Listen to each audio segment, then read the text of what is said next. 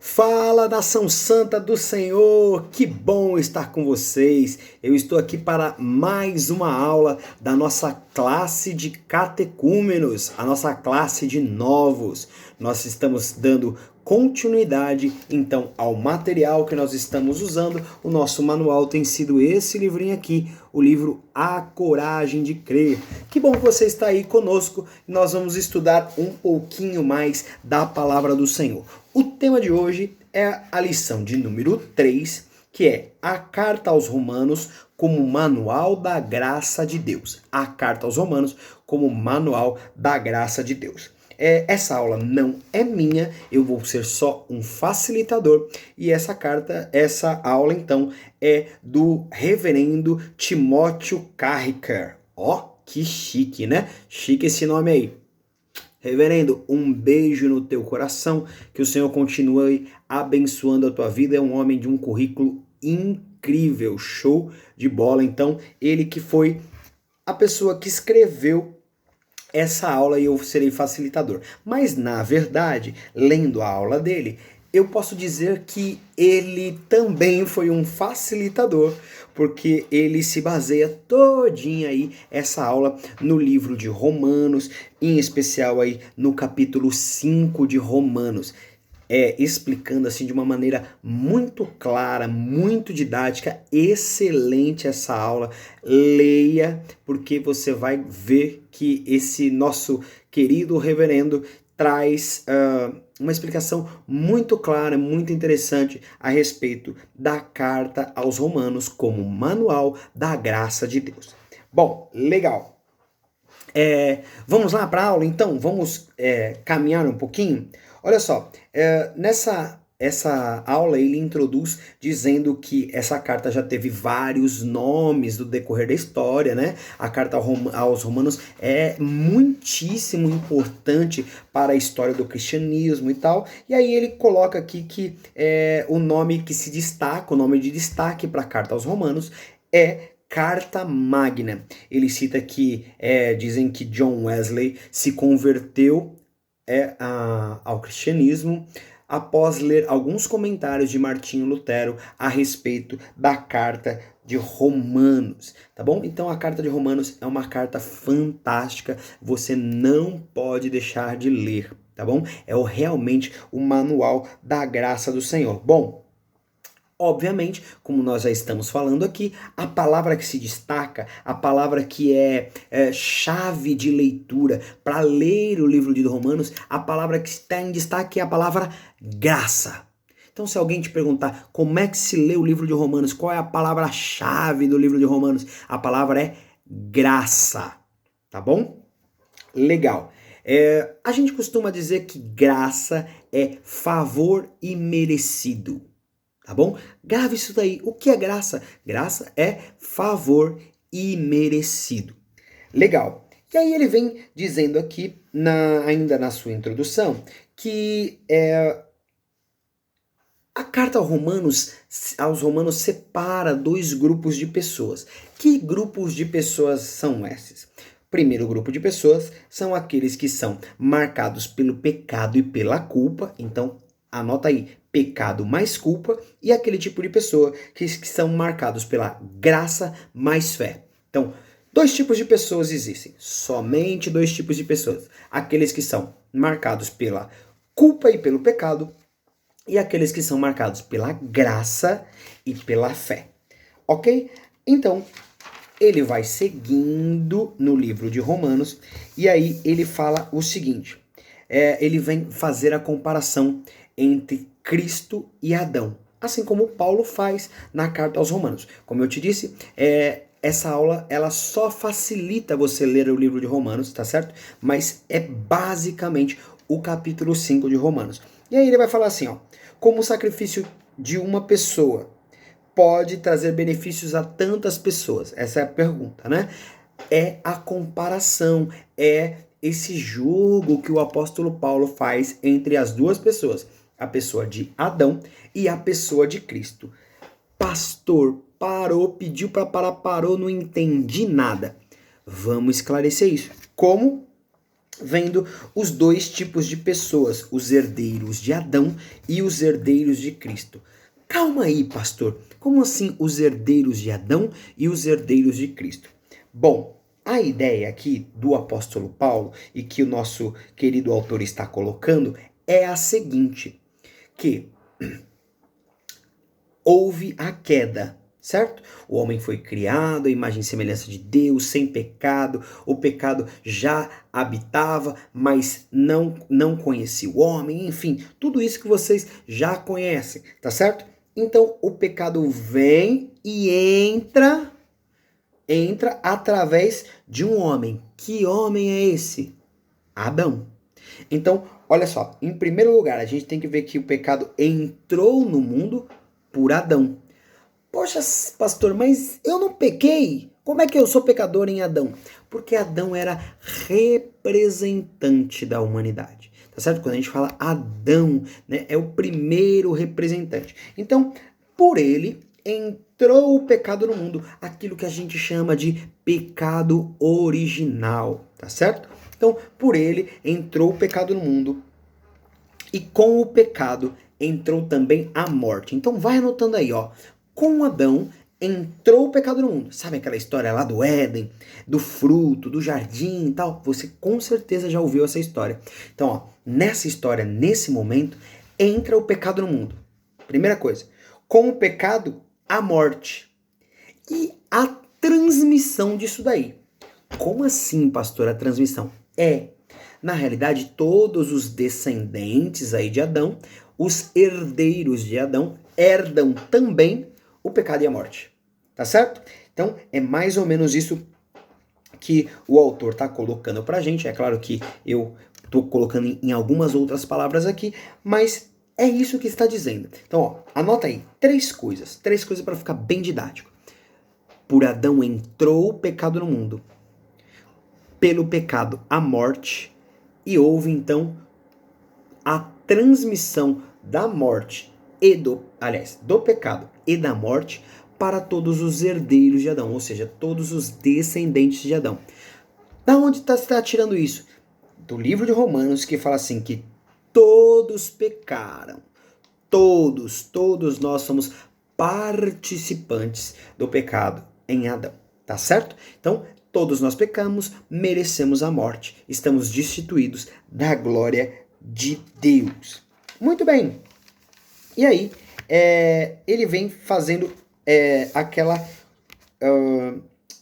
o contraste entre as duas pessoas. Bom, antes de entrar no contraste, eu vou falar que da mesma forma que o pecado e a morte entraram por Adão, da mesma maneira, a vida entrou por Jesus Cristo, o Senhor. Então, é esse jogo que o apóstolo Paulo faz. Ele compara, ele contrasta Cristo e Adão, e aí ele vai falar, por um veio esse, por outro veio aquele, e assim ele vai fazendo a sua didática na hora de ensinar, ok? Então vamos lá, ó. Da mesma maneira, então, que entrou o pecado por Adão, a vida e vida em abundância veio por Jesus Cristo, o Senhor. Conseguiu pegar? Tenho certeza que você pegou. Então, olha só. Dois tipos de pessoas sendo contrastadas. Então, quais são esses dois tipos de pessoas? Quais são essas pessoas? Jesus, aliás, Adão e Jesus. Adão e Jesus. Então, o que Adão fez? Adão pecou. Qual o resultado do pecado de Adão? Condenação. Qual o resultado da obediência, da morte de cruz de Jesus Cristo, nosso Senhor? Aquele que foi para cumprir, né? Para ser sacrifício no nosso lugar. Qual o resultado disso? Justificação. Eu quero fazer um parênteses aqui, porque imagina só. Quero que você entenda uma coisa. Deus criou o mundo, colocou uma regra. Qual era a regra? Se você pecar, você vai morrer. Foi isso que ele falou para Adão. Adão vai lá e quebra essa regra. Ele quebra essa regra. E aí, qual é o justo? O justo é que o homem morra. Mas, olha só, Jesus nascido sem pecado, tá certo? Sem pecar, ele se oferece como sacrifício no lugar do homem para pagar essa dívida que o homem tinha com Deus. Qual dívida? A dívida que foi feita no pecado. Por isso que o autor aqui está falando assim, ó, pela ação de um dos nossos representantes, né? Imagina como se fosse num país. Todas as ações que um representante toma afeta todinho o país. Todas as ações que um representante toma vai mexer com toda a vida de um país. É um exemplo, tá? Eu quero que você pegue a ideia. Então, quando Adão era nosso representante, ele foi lá e tomou uma decisão. Qual foi a decisão que ele tomou? Pecar. E com essa decisão veio condenação. Legal? Legal nada, né, pastor? Não, muito ruim. Beleza. Mas é para você entender. Quando Cristo foi nosso representante, o que ele fez? Ele trouxe salvação, ele trouxe vida eterna, ele trouxe justificação, tá bom? Então é muito importante que você consiga entender aí o contraste das duas pessoas. E aí o autor ele vai falar também, não só em contraste, né? Contraste, ou seja, oposições. Como assim oposições, pastor? Por exemplo, o claro e o escuro, né? O pequeno e o grande. Isso são contrastes, tá bom?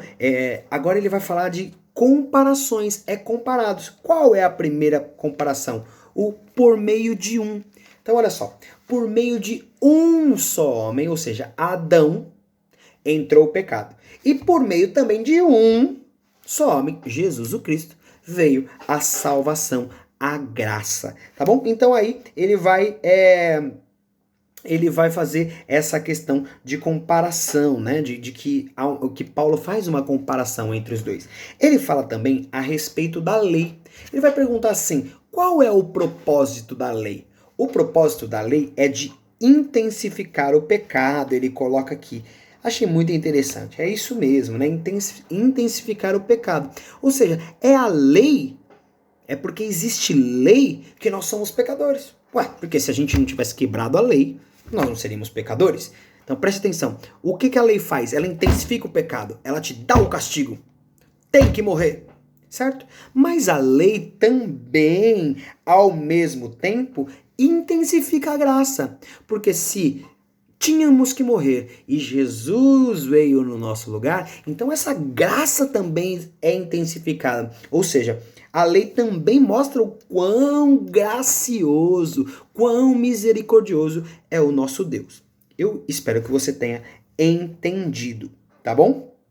Muito bem. Aí ele vem e faz uma pergunta que é muito interessante. E é a pergunta que quando você estiver assim num nível de conhecimento bíblico muito legal, vai dar muito debate, muita coisa bacana, e eu tenho certeza, eu quero acompanhar você nesses debates mais pra frente, tá bom? Eu tenho certeza que nós muito em breve estaremos aí nessas questões teológicas. O autor, com muita sabedoria, ele fala assim, eu não vou entrar, ou pelo menos vou entrar de leve nas questões doutrinárias. Ou seja, o que ele está dizendo assim? Ele não vai vir com um monte de discurso de teologia para você, daquela coisa de estudos teológicos. O que ele está dizendo? Que ele vai se ater ao texto bíblico, tá certo? Ou seja, o texto bíblico que nós estamos estudando, que é a carta de Romanos. Aí ele faz uma pergunta. Ele faz assim, ó. A salvação por Cristo é universal. Como a condenação por Adão é universal? Ele faz essa pergunta. Bom, se ele está comparando Adão e Cristo, já que a condenação por Adão é universal, ou seja, o pecado entrou, lembra que eu falei? Que com Adão entrou o pecado, entrou a morte e a galera que veio depois, tudo embarcou nesse barco? Tudo recebeu essa condenação com ele? Então, depois de Cristo, todo mundo também está salvo? É isso que ele está perguntando? Essa a pergunta do autor aqui. É universal? É para todo mundo? Aí ele responde assim, sim. Depois por que ele fala assim? Porque assim, Porque Paulo vai dizer dessa maneira. Ele vai falar assim, ó, como por um homem entrou o pecado, também entrou a graça e superabundou a graça em Cristo Jesus. Mas será? Não, não, não, não. Ele vai falar assim, essa confirmação do sim, essa salvação que é universal, é apenas aparente. Por que aparente, pastor? Não entendi. Por quê? Veja só, aqueles que são salvos por Cristo são aqueles que receberam a graça. Ou seja, não é todo mundo que é participante dessa graça de Jesus. O Senhor elegeu os seus. E olha, ao contrário do que o autor prometeu fazer, eu acabei de usar uma palavra muito teológica aqui. Então apaga aí o elegeu, tá bom? E faz o seguinte, pensa no seguinte, o Senhor tem aqueles que receberam a graça. Ponto e basta. Depois a gente trabalha esse negócio de elegeu, tá certo?